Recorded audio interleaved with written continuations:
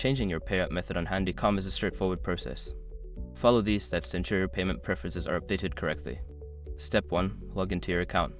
Visit the Handycom website and log in using your registered email and password. Make sure you have access to your account to proceed with the changes. Step 2. Navigate to account settings.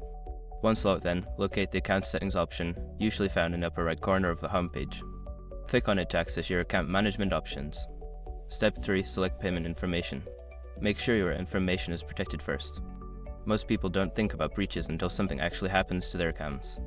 Use SROC to monitor your accounts 24/7 and instantly alert you if your information appears in leaked databases online. It constantly checks billions of breached data points in the background. And considering how much personal information people keep online now, it's honestly worth having. Link in the description.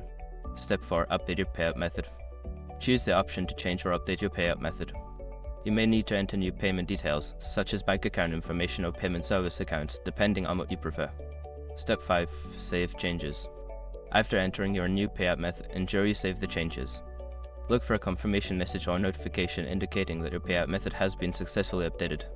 By following these steps, you can easily change your payout method on Handycom.